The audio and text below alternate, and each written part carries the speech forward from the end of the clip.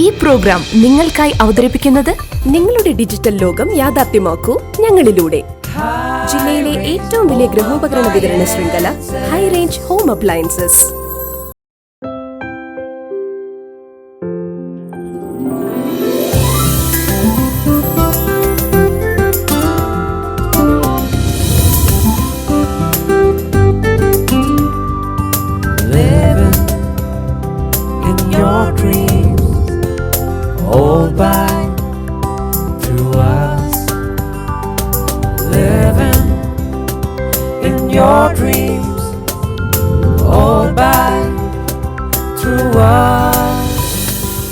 എല്ലാം ഡിജിറ്റൽ ആകുന്നു.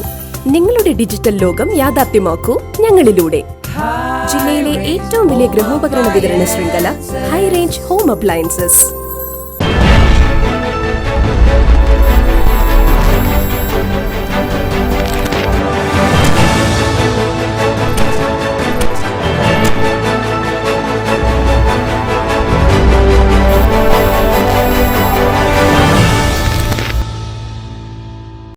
നമസ്കാരം, ഫേസ് ടു ഫേസിലേക്ക് സ്വാഗതം.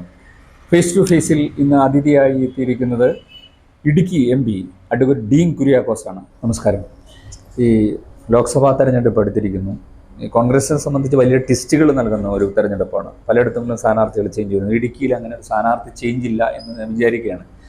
എങ്ങനെയാണ് മത്സരരംഗത്തേക്ക് കടക്കുമ്പോൾ 5 വർഷത്തെ പ്രവൃത്തി ആണല്ലോ സാധാരണ ഇതിലൊരു മണ്ഡലത്തെ വിലയിരുത്തുക. ഈ താങ്കളുടെ മെറിറ്റ് എന്താണ്, ഈ 5 വർഷത്തെ മെറിറ്റ്? തീർച്ചയായിട്ടും ഇപ്പം എന്നെ സ്ഥാനാർത്ഥിയായിട്ട് പ്രഖ്യാപിച്ചിരിക്കുകയാണ്. 100% സന്തോഷത്തോടുകൂടി ഞാനത് സ്വീകരിക്കുന്നു. കഴിഞ്ഞ 5 വർഷക്കാലം ഈ മണ്ഡലത്തെ പ്രതിനിധീകരിക്കാനുള്ളൊരു വലിയ അവസരമാണ് പാർട്ടിയും മുന്നണിയും സർവോപരി ഈ നാട്ടിലെ ജനങ്ങളും എനിക്ക് നൽകിയത്. തികഞ്ഞ ആത്മസംതൃപ്തിയോടുകൂടി തന്നെയാണ് ഞാൻ ഇപ്പോൾ ഈ 5 വർഷം പൂർത്തീകരിക്കുന്നത്. എന്തുകൊണ്ടെന്നാൽ രാജ്യത്ത് നിരവധിയായ പ്രതിസന്ധികളുണ്ട്. അതീവ ഗുരുതര അവസ്ഥയിലാണ് ജനാധിപത്യ മതേതര സംവിധാനങ്ങളൊക്കെ. എന്നും എക്കാലവും നിലനിൽക്കപ്പെടുമോ എന്നൊക്കെയുള്ള സംശയങ്ങൾ ഇന്ന് നിഴലിച്ചു നിൽക്കുന്നുണ്ട്. അപ്പോൾ ഒരു വലിയ രാഷ്ട്രീയ മാറ്റം ഉണ്ടാകണം എന്നുള്ളതാണ് ഇന്ന് രാജ്യത്തിൻ്റെ ആവശ്യം. അപ്പോൾ പ്രതിപക്ഷത്താണ് നമ്മുടെ പ്രവർത്തനം 5 വർഷം ഉണ്ടായിരുന്നത്. എന്നിരുന്നാലും ഒരു MP എന്നുള്ള നിലയിൽ എനിക്ക് നല്ല ആത്മസംതൃപ്തിയുണ്ട്. കാരണം ലഭ്യമായ അവസരം നല്ല നിലയിൽ തന്നെ പ്രയോജനപ്പെടുത്തി എന്നുള്ള ഒരു വിശ്വാസക്കാരനാണ് ഞാൻ. പ്രത്യേകിച്ചും ജനകീയ വിഷയങ്ങൾ, അത് ഈ ജില്ലയുമായി ബന്ധപ്പെടുന്ന നമ്മുടെ മണ്ഡലവുമായി ബന്ധപ്പെടുന്ന എല്ലാ കാര്യങ്ങളും പാർലമെൻറ്റിലും കേന്ദ്ര സർക്കാരിൻ്റെയും മറ്റ് അധികൃതരുടെയും ഒക്കെ മുൻപിൽ അവതരിപ്പിക്കാൻ ഉള്ള അവസരങ്ങളെല്ലാം പ്രയോജനപ്പെടുത്തി എന്നുള്ള ഒരു ബോധ്യമുണ്ട്. സുപ്രീം കോടതിയിൽ പല കേസുകളിലും മുല്ലപ്പെരിയാർ ഉൾപ്പെടെ ബഫർ സോൺ ഉൾപ്പെടെയുള്ള കേസുകളിൽ കക്ഷി ചേർന്നു. കേരള ഹൈക്കോടതിയിൽ അരിക്കൊമ്പൻ വിഷയം ഉൾപ്പെടെയുള്ള അവസാനം നടന്നുകൊണ്ടിരിക്കുന്ന ഈ ജില്ലയ്ക്കെതിരായിട്ടുള്ള ഒരു പരിസ്ഥിതി സംഘടനയുടെ കേസിൽ കക്ഷി ചേർന്നിട്ടുണ്ട്. അങ്ങനെ നിരവധിയായിട്ടുള്ള കാര്യങ്ങളിൽ ഇടപെട്ടതിൻ്റെയും വികസന കാര്യങ്ങളിൽ 2 വർഷക്കാലം കോവിഡായിരുന്നു. കോവിഡിൻ്റെ കാലഘട്ടത്തിൽ ഒന്നും തന്നെ നടന്നിട്ടില്ല. അത് രാജ്യത്തൊരിടത്തും നടക്കാനുള്ള സാധ്യതകളും ഉണ്ടായിരുന്നു.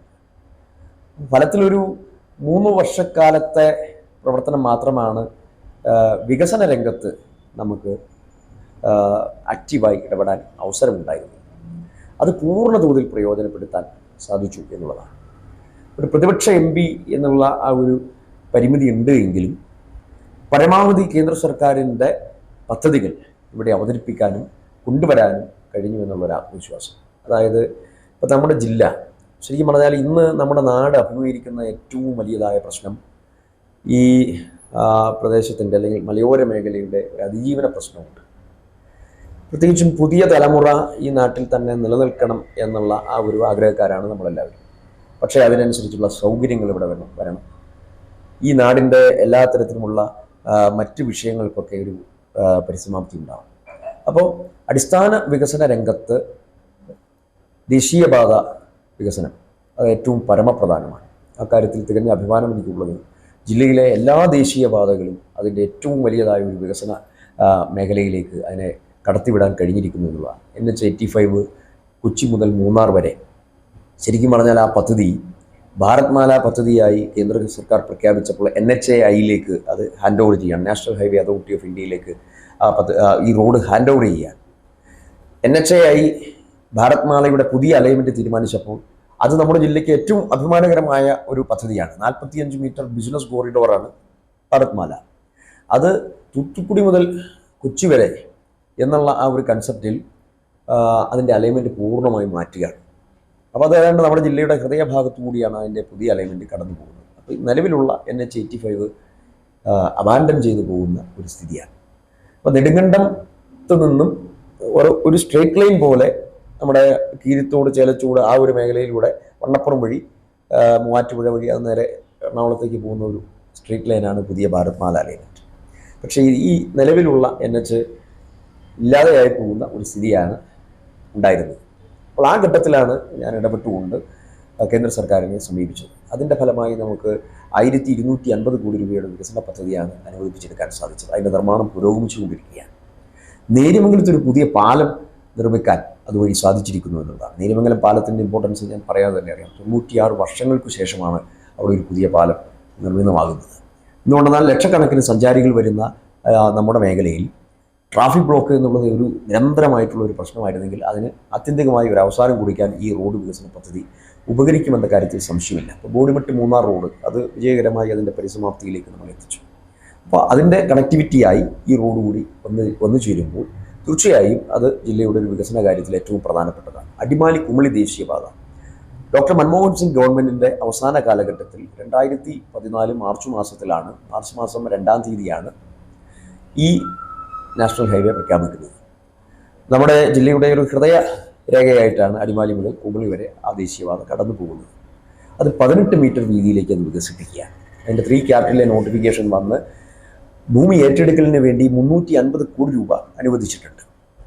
ഇതിനിടയിൽ കേന്ദ്ര സർക്കാർ വീണ്ടും അലൈൻമെൻറ്റ് ഒന്നുകൂടി മോഡിഫൈ ചെയ്ത്, കാരണം നിലവിലുള്ള അലൈൻമെൻറ്റിൽ കുറേ വളവും തിരിവുകളും എല്ലാം ഉള്ളതുകൊണ്ട് അത് കുറച്ചുകൂടി ഷേപ്പൺ ചെയ്ത് നല്ല നിലയിൽ തന്നെ അതൊരു സ്ട്രേറ്റ് ലൈനാക്കി കുറേയൊക്കെ മേഖലകളിൽ മാറ്റിയെടുക്കാൻ വേണ്ടിയിട്ടുള്ള ഒരു കൺസെപ്റ്റ് അവതരിപ്പിച്ചു. അപ്പോൾ അതിൻ്റെ പേരിൽ ഒരല്പം ഡിലേ അതിനകത്ത് വന്നിട്ടുണ്ട് എന്ന് ചോദിച്ചാൽ അത് മോഡിഫൈ ചെയ്ത് വലിയ ഒരു നാഷണൽ ഹൈവേ ആയി അത് മാറുന്നു.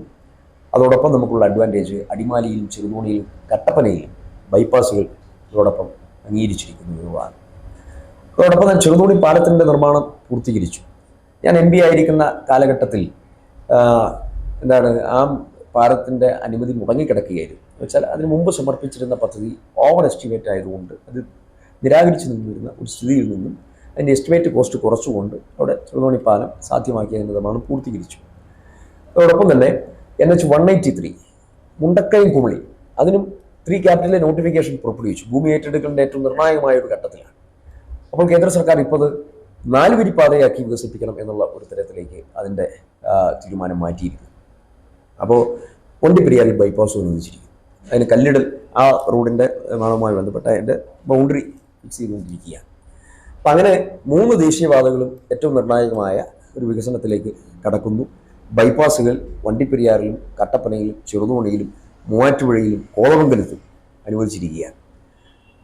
ഇതിനിടയിൽ CRAF പദ്ധതി വഴിയായി സേതുബന്ധൻ പാലം നമ്മുടെ ജില്ലയിൽ നമുക്ക് ഒരെണ്ണം അനുവദിപ്പിച്ചെടുക്കാൻ കഴിഞ്ഞു. അത് തടിയമ്പാട് നിന്നും മരിയാപുരത്തേക്കുള്ള 240 മീറ്റർ ദൈർഘ്യമുള്ള ജില്ലയിലെ തന്നെ ഏറ്റവും വലിയൊരു പാലമാണ് അവിടെ വരാൻ പോകുന്നത്. അതിൻ്റെ അഡ്മിനിസ്ട്രേറ്റീവ് സാങ്ഷൻ ഈ അടുത്ത ദിവസങ്ങളിൽ തന്നെ ലഭിക്കും എന്നുള്ള നിലയിലാണ്. 3 മാസക്കാലം ഫിനാൻസ് മന്ത്രിയുടെ ഓഫീസിൽ അത് ആ ഫയല് ഊറ്റിവെച്ച ഒരു സ്ഥിതി ഉണ്ടായിരുന്നു. എല്ലാവരുമെങ്കിൽ നമുക്ക് നേരത്തെ തന്നെ അതിൻ്റെ AS ഉൾപ്പെടെ കരസ്ഥമാക്കിക്കൊണ്ട് അതിൻ്റെ വർക്ക് ആരംഭിക്കാവുന്ന ഒരു സ്ഥിതിയിലേക്ക് ഇപ്പോൾ പോകാൻ പറ്റും. ഏതായാലും ഒന്ന് നടക്കും. 32 കോടി രൂപയുടെ പദ്ധതിയാണ്. ടൂറിസം രംഗത്ത് മൂന്നാറിൽ കേന്ദ്ര സർക്കാരിൻ്റെ ഒരു ഹോളിഡേ ഹോം അനുവദിപ്പിച്ചെടുക്കാൻ സാധിച്ചു. അതിൻ്റെ സ്ഥലമെടുപ്പ് നടപടികൾ പുരോഗമിച്ചുകൊണ്ടിരിക്കുകയാണ്.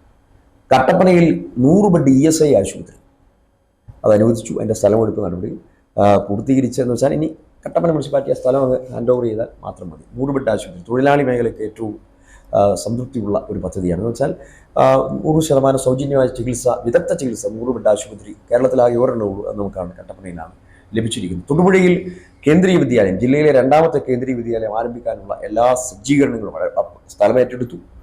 അവിടെ പകരം കെട്ടിടം അനുവദിച്ചു. ഇനി അന്തിമ അനുമതി മാത്രം ലഭിച്ചാൽ മാത്രം, അതായത് സർക്കാരിൻ്റെ ഒരു ചുറ്റവട്ടം അനുസരിച്ച് അതിൻ്റെ അനുമതി ലഭിക്കും കേന്ദ്ര സർക്കാരിൻ്റെ. അപ്പോൾ തൊടുപുഴയിൽ കേന്ദ്രീയ വിദ്യാലയം ഉറപ്പാകുന്നു. തൊടുപുഴയിൽ ഹെഡ് പോസ്റ്റ് ഓഫീസ്, നമ്മുടെ ജില്ലയിൽ ഹെഡ് പോസ്റ്റ് ഓഫീസിന് കെട്ടിടമില്ലാത്ത ഒരു തൊടുപുഴയാണ്. അതിന് അനുമതി ലഭിച്ചിരിക്കുന്നു. അതും അതിൻ്റേതായ നിലയിൽ മുന്നോട്ട് പോയിക്കൊണ്ടിരിക്കുകയാണ്. PMGSY റോഡ്, ഗ്രാമീണ റോഡ് പദ്ധതികൾ നമുക്ക് 140 കോടി രൂപയുടെ വർക്കുകൾ ഇപ്പോൾ തന്നെ അവാർഡ് ചെയ്തിട്ടുണ്ട്. ഇനി ഒരു 3 റോഡുകൾ കൂടി മിക്കവാറും ഈ ആഴ്ച തന്നെ അനുമതി കിട്ടുകയും ചെയ്യും. അപ്പോൾ ഒരു ഇടവേളയ്ക്ക് ശേഷം ഏറ്റവും കൂടുതൽ ഗ്രാമീണ റോഡുകൾ ഈ ഒരു 5 വർഷക്കാലത്തിനിടയിൽ നമുക്ക് അനുവദിച്ചെടുക്കാൻ കഴിയും. അതിലേറ്റവും ആത്മസംതൃപ്തി ഉള്ളത് ഉടുമ്പന്നൂർ മണിയാറൻകുടി റോഡ് പൂർണ്ണമായും വനമേഖലയിലൂടെ കടന്നു പോകുന്നു. ആ നാട്ടുകാരുടെ പ്രധാനപ്പെട്ട ആവശ്യം എന്നതിലുപരിയായി ജില്ലയിലെ ആദ്യകാല കുടിയേറ്റ പാത എന്നുള്ള നിലയിൽ ശ്രദ്ധേയമായ ആ റോഡ് അത് എല്ലാ അനുമതിയും ലഭിച്ചു. ഇനി ഫോറസ്റ്റ് ഡിപ്പാർട്ട്മെന്റിന് അനുമതി കിട്ടണം. പക്ഷേ അത് നമുക്ക് ഉറപ്പായിട്ടുണ്ട്. എന്ന് വെച്ചാൽ സംസ്ഥാന സർക്കാരുമായി ബന്ധപ്പെട്ട് എല്ലാ നിലയിലും അതിന് അനുമതി നൽകാനുള്ള തീരുമാനം തത്വത്തിൽ എടുത്തിട്ടുണ്ട്. ഇനി അതിൻ്റെ നമ്മൾ 30 ഏക്കർ സ്ഥലം അവർക്ക് വിട്ടുകൊടുക്കുകയാണ്. വനംവകുപ്പിന് വിട്ടുകൊടുത്തുകൊണ്ട് തന്നെ നമുക്ക് അതിൻ്റെതായ നടപടിക്രമങ്ങൾ പൂർത്തീകരിക്കാം. കാരണം പൂർണ്ണമായും വനത്തിലൂടെ കടന്നു പോകുന്ന റോഡാണ്. അപ്പോൾ അത് വേണ്ടിയിട്ടുള്ള അതുൾപ്പെടെ നമുക്ക് അനുവദിച്ചെടുക്കാൻ സാധിച്ചിരിക്കുന്നു എന്നുള്ളതാണ്. പ്രധാനമന്ത്രി ജനവികാസ് കാര്യക്രം പദ്ധതി നമുക്ക് ഉടുമ്പൻചോല നിയോജക മണ്ഡലത്തിൽ രാജാക്കാട് വനിതാ വാർഡ്, നമ്മുടെ CHC, അതോടൊപ്പം സദ്ഭാവന സ്മൃതി മണ്ഡപം നെല്ലുങ്കണ്ടത്ത്, തൊടുപുഴ വെള്ളിയാമറ്റത്ത് സദ്ഭാവന സ്മൃതി മണ്ഡപം അതിൻ്റെ പണി പൂർത്തീകരിക്കുന്ന നിലയിലേക്ക് കാര്യങ്ങൾ പോകുന്നു. ഇതിലെല്ലാം ഒരു വികസനപരമായിട്ടുള്ള ഒരു ഭൗതികമായ നമ്മൾ കാഴ്ചയിൽ തന്നെ നേരെ കാഴ്ചയിൽ കാണുന്നതാണ്. ഒറ്റപ്പെട്ട് കിടക്കുന്ന, പാർശ്വവൽക്കരിക്കപ്പെട്ട് കിടക്കുന്ന മേഖലകൾ, നമ്മുടെ പ്രിയപ്പെട്ട ആദിവാസി സഹോദരങ്ങൾ ജീവിക്കുന്ന പ്രദേശം ധാരാളം നമ്മുടെ മേഖലയിലുണ്ട്. അവരുടെ പ്രശ്നങ്ങളെ അഡ്രസ്സ് ചെയ്യുന്നതിന് വേണ്ടി ഇടമലക്കുടി എന്ന് പറയുന്ന നമ്മുടെ പ്രൈഡായിട്ടുള്ള ആ പഞ്ചായത്തിലെ വിദ്യാഭ്യാസ സാധ്യതകൾ, അവിടെ ഒരു സ്കൂള് ഏറ്റവും അനിവാര്യമായിരുന്നു. അന്ന് എൻ്റെ MB ഫണ്ട് മരവിപ്പിക്കപ്പെട്ട് കിടന്ന കാലഘട്ടമാണ്. ബഹുമാനപ്പെട്ട ശ്രീ രമേശ് ചെന്നിത്തല പ്രതിപക്ഷ നേതാവായിരുന്ന കാലഘട്ടത്തിൽ ഒരു സന്ദർശനത്തിൽ അവരുടെ ഏറ്റവും പ്രധാനപ്പെട്ട നിർദ്ദേശം അവിടെ ഒരു സ്കൂൾ വേണം എന്നുള്ളതാണ്. കാരണം 2 ക്ലാസ്സിലെ കുട്ടികൾ ഒരുമിച്ചിരുന്ന് പഠിക്കുന്ന ഒരു സ്ഥിതിയായിരുന്നു. 4ാം ക്ലാസ് വരെ ഉള്ളതെങ്കിലും 7ാം ക്ലാസ് വരെയുള്ള കുട്ടികളെ അവിടെ പഠിപ്പിക്കുന്നുണ്ട് നമ്മുടെ അധ്യാപകർ. അപ്പോൾ അവർക്ക് സൗകര്യം വേണം, ഒരു പുതിയ സ്കൂൾ വേണം. അപ്പോൾ MB ഫണ്ട് ഇല്ലാതിരുന്ന ഒരു കാലഘട്ടത്തിൽ കൊച്ചിൻ ഷിപ്പ്യാർഡിനെ സമീപിച്ചുകൊണ്ട് അവരുടെ CSR ഫണ്ട് തരപ്പെടുത്തി അവിടെ ഒരു സ്കൂൾ നിർമ്മിച്ച് അതിൻ്റെ ഉദ്ഘാടനം നിർവഹിക്കാൻ കഴിയും. ഏറ്റവും ആത്മസംതൃപ്തിയുള്ള ഒരു കാര്യമാണ്. അതോടൊപ്പം തന്നെ നമ്മുടെ ജില്ല 2024 ജൂൺ മാസത്തോടു കൂടി തന്നെ സമ്പൂർണ്ണമായി കണക്ടിവിറ്റിയുള്ള, മൊബൈൽ കണക്ടിവിറ്റിയുള്ള ഒരു ജില്ലയായി മാറുകയാണ്. ചെറിയൊരു നേട്ടമല്ല. BSNL നമുക്കറിയാം എന്താണ്, കമ്പനി നഷ്ടത്തിലാണ്. പക്ഷേ USO fund, universal service obligation fund, അതിൽ നിന്ന് നമുക്ക് പണം കണ്ടെത്താൻ പറ്റുമെന്നുള്ള ഒരു സാധ്യത കണ്ടപ്പോൾ കേന്ദ്രമന്ത്രിയെ സമീപിച്ച് അത് നമ്മുടെ ജില്ലയ്ക്ക് അത് ഒരു പ്രത്യേക അനുഗ്രഹമായി മാറി. 90 മൊബൈൽ ടവറുകളാണ് ഈ പാർലമെൻറ്റ് മണ്ഡലത്തിൽ കുട്ടമ്പഴ പഞ്ചായത്ത് ഉൾപ്പെടെ അനുവദിപ്പിച്ചെടുക്കാൻ കഴിയുന്നത്. അപ്പോൾ അതിൽ 52 ദൈവകുളം അസംബ്ലി നിയോജക മണ്ഡലത്തിൽ തന്നെയാണ്. അപ്പോൾ അത് ഈ നമ്മുടെ ആദിവാസി ഊരുകളാണ് കൂടുതലായിട്ടും അതിൽ കവർ ചെയ്ത് പോകുന്നത്. അപ്പം 2024 തന്നെ മൊബൈൽ കണക്ടിവിറ്റി സമ്പൂർണ്ണമായി നമ്മുടെ ഈ മേഖലയിൽ വരികയാണ്. അപ്പം അത്രത്തോളം ആത്മസംതൃപ്തിയുള്ള ഒരു പദ്ധതി തന്നെയാണ് സ്കൂൾ പറഞ്ഞ പോലെ തന്നെ ഏറ്റവും പ്രധാനമായിട്ടുള്ളത്. കാരണം എല്ലാ ഡെവലപ്മെൻറ്റിൻ്റെയും അടിസ്ഥാനം ഇതാണ്. അപ്പോൾ ഒരു ഇടുക്കിയെ അതിൻ്റെ അടുത്ത ഘട്ടത്തിലേക്ക് നയിക്കുന്നതിന് വേണ്ടി ഈ കാര്യങ്ങൾ ഒരു കാര്യത്തിൽ ഞാൻ ഉറപ്പ് തരാം. 2024 ഈ പൊതു തെരഞ്ഞെടുപ്പിനെ അഭിമുഖീകരിക്കുമ്പോൾ എനിക്ക് ഒറ്റ വാക്കേ ഉള്ളൂ. കാരണം ഞാൻ തെരഞ്ഞെടുപ്പിൽ മത്സരിക്കുന്ന സമയത്ത് പറഞ്ഞു, ഞാൻ ഒരിക്കലും കളവ് പറഞ്ഞു വഞ്ചിക്കാനോ ഏതെങ്കിലും തരത്തിൽ ആരെങ്കിലും പറഞ്ഞു പറ്റിക്കാനോ എൻ്റെ പേരിൽ എന്തെങ്കിലും ഒരു കുറ്റമോ കുറവോ ഒന്നും പറഞ്ഞ് ആർക്കെങ്കിലും തലകുനിക്കേണ്ടതായിട്ടുള്ള ഒരു സ്ഥിതി ഉണ്ടാവത്തില്ല എന്ന് ഞാൻ പറഞ്ഞിട്ടുണ്ട്. അത് ഞാൻ ഇപ്പോഴും ആവർത്തിക്കുന്നുണ്ട്. എനിക്ക് അതിനകത്ത് എൻ്റെ പൊതുപ്രവർത്തനം എന്ന് പറയുന്നത് സത്യസന്ധമായി തന്നെ മുന്നോട്ട് കൊണ്ടുപോകണമെന്നുള്ളതാണ്. അപ്പോൾ അതുകൊണ്ട് എനിക്കൊരു കാര്യത്തിൽ എനിക്ക് ഉറപ്പ് പറയാൻ പറ്റും. എനിക്കൊരു 5 വർഷം സമയം കിട്ടി. ആ 5 വർഷം കൊണ്ട് ഇത്രയും ബൃഹത്തായിട്ടുള്ള പദ്ധതികൾ അതിൻ്റേതായ തലത്തിൽ തന്നെ നമുക്ക് അനുവദിപ്പിച്ചെടുക്കാൻ, ഇപ്പം മറയൂരിൽ ട്രൈബൽ മ്യൂസിയം അനുവദിപ്പിച്ചിട്ടുണ്ട്. അപ്പം അങ്ങനെയൊക്കെയുള്ള നിരവധിയായിട്ടുള്ള പദ്ധതികൾ നമുക്ക് അനുവദിപ്പിച്ചെടുക്കാനും അതിന് തുടക്കം കുറിക്കാനും സാധിച്ചിരിക്കുന്നു. അത് ഈ ജില്ലയുടെ, നമ്മുടെ ഈ മണ്ഡലത്തിൻ്റെ ഒരു 2ാം ഘട്ടത്തിലേക്കുള്ള, അല്ലെങ്കിൽ പുതുതലമുറയ്ക്ക് പ്രതീക്ഷ നൽകുന്ന വിധത്തിൽ 2024 കഴിഞ്ഞ് 2029 ഒരു പൊതുതെരഞ്ഞെടുപ്പിലേക്ക് വരുമ്പോൾ ഈ ജില്ലയുടെ മുഖച്ഛായ, അല്ലെങ്കിൽ ഈ നാടിൻ്റെ മുഖച്ഛായ സമ്പൂർണ്ണമായി മാറി അതിനൊരു പുതിയ മുഖമായിരിക്കും എന്ന കാര്യത്തിൽ യാതൊരു സംശയമില്ല. അത് ഓരോ മേഖലയിൽ, ഞാൻ ഈ പറഞ്ഞ ഓരോ മേഖലയിൽ, ഇപ്പം ആദിവാസി ഊരുകളിൽ അവർക്ക് മൊബൈൽ കണക്ടിവിറ്റി എന്ന് പറയുന്നത് ചെറിയൊരു കാര്യമല്ല. നമ്മുടെ ഭൗതിക സാഹചര്യങ്ങൾ, നാഷണൽ ഹൈവേ, എല്ലാ നാഷണൽ ഹൈവേയും വികസിക്കുകയാണ്. തൊടുപുഴയിലൂടെ MC റോഡിൻ്റെ ഒരു പാരലൽ റോഡ്, പുതിയൊരു ദേശീയപാത അത് ഉൾപ്പെടെ വരുന്നുണ്ട്. അപ്പോൾ ദേശീയപാതയുടെ ഒരു ശൃംഖല തന്നെ നമ്മുടെ ഈ മണ്ഡലത്തിൽ ഏറ്റവും സമ്പൂർണ്ണ തലത്തിലേക്ക് ഉയർത്തപ്പെടുന്ന ഒരു കാലഘട്ടമായിരിക്കും. വിദ്യാഭ്യാസ മേഖലയിൽ അതിൻ്റെതായ തലത്തിൽ ഇപ്പോൾ കേന്ദ്രീയ വിദ്യാലയം തൊടുപുഴയിൽ വരുന്നത് ചെറിയൊരു കാര്യമല്ല. അതുപോലെ ESI ആശുപത്രി തൊഴിലാളികളെ സംബന്ധിച്ചിടത്തോളം ഏറ്റവും കൂടുതൽ തൊഴിലാളികൾ, അവർ തോട്ടം തൊഴിലാളികൾ അസംഘടിത തൊഴിലാളികളായിട്ടാണ് അതിൻ്റെതായ തലത്തിൽ നിൽക്കുന്നത്. അപ്പോൾ അവർക്ക് അടുത്ത ഒരു മെച്ചപ്പെട്ട ഒരു ചികിത്സാ കേന്ദ്രം അത് കട്ടപ്പനയിൽ കൂടി മെഡിക്കൽ കോളേജിനോടൊപ്പം ഒരു ESI ആശുപത്രി അത് അടുത്ത ലെവലിലേക്ക് പോകും. അതൊരിക്കലും 100 ബെഡ് ആശുപത്രിയായിട്ട് നിൽക്കത്തില്ല. അത് പിന്നെ 300 ബെഡ് സൂപ്പർ സ്പെഷ്യാലിറ്റി ആശുപത്രി എന്നുള്ള നിലയിൽ അപ്ഗ്രേഡ് ചെയ്തത് മുന്നോട്ട് പോകും. അതോടൊപ്പം ഒരു കാര്യം വിട്ടുപോയി, നമ്മുടെ ഏലം മേഖലയാണ് നമ്മുടെ ഏറ്റവും വലിയ സാമ്പത്തിക അടിത്തറ അല്ലെങ്കിൽ സുസ്ഥിരത ഉറപ്പാക്കുന്നതിൽ ഏറ്റവും പ്രധാനമാണ്. എന്താണ് യഥാർത്ഥത്തിലുള്ള പ്രശ്നം? നമുക്ക് അന്താരാഷ്ട്ര മാർക്കറ്റിൽ നമ്മുടെ വിപണി സാധ്യത എപ്പോഴും ഉയർന്നു തന്നെ നിൽക്കണം. അതിന് ഏറ്റവും ത്രെട്ടായിട്ട് വന്നത് പെസ്റ്റിസൈഡ്സിൻ്റെ അളവ്. MRL ടെസ്റ്റിൽ ഒരു വേള നമ്മൾ പുറകിൽ പോയ ഒരു വിഷയമുണ്ട്. ഞാൻ ഈ ലേലത്തിൻ്റെയും ഇതിൻ്റെയും എല്ലാം കടന്നുള്ള അപ്പുറത്തുള്ള ഒരു കാര്യമാണ് ഞാൻ പറയുന്നത്. അന്താരാഷ്ട്ര വിപണിയാണ് ഇതിൻ്റെ എല്ലാം മാർക്കറ്റ്, ഏറ്റവും പരമപ്രധാനമായ മാർക്കറ്റ്. അല്ലെങ്കിൽ ഏത് വിപണി ഇതിലാണെങ്കിലും ഗുണമേന്മയാണ് ഏറ്റവും പ്രധാനമായി നമ്മുടെ നേട്ടമായി നമുക്ക് ഉയർത്തുക. ഏറ്റവും ഗുണമേന്മയുള്ള ഏലം ഉൽപ്പാദിപ്പിക്കുന്ന നാട് അതാണ് ഇടുക്കി ജില്ല എന്നുള്ളതാണ് നമ്മുടെ അഭിപ്രായം. അപ്പോൾ ആ കാര്യത്തിൽ ഒരു വെല്ലുവിളിയായി വന്നത് ഈ പെസ്റ്റിസൈഡ്സിൻ്റെ അളവ് MRL ടെസ്റ്റിൽ കൂടുതലായി കണ്ടപ്പോൾ നമുക്കൊരു തിരിച്ചടി വന്നു. 2-3 പ്രാവശ്യം റിജക്ഷൻ സൗദി അറേബ്യൻ മാർക്കറ്റിലൊക്കെ വന്ന ഒരു പ്രശ്നം ഉണ്ടായിരുന്നു. അപ്പോൾ ആ ഒരു തരത്തിൽ വന്നപ്പോഴാണ് ഒരു ക്വാളിറ്റി ഇവാലുവേഷൻ ലാബ്, എറണാകുളത്താണ് ലാബ് ഉണ്ടായിരുന്നത്. ലാബ് ടെസ്റ്റ് ചെയ്ത് ഏലത്തിൻ്റെ ആ പരിശോധന നടത്തി അതിൻ്റെ കീടനാശിനിയുടെ അളവ് എത്രത്തോളം ഉണ്ടെന്ന് കണ്ടുപിടിക്കുന്ന ഒരു സമ്പ്രദായമാണ്.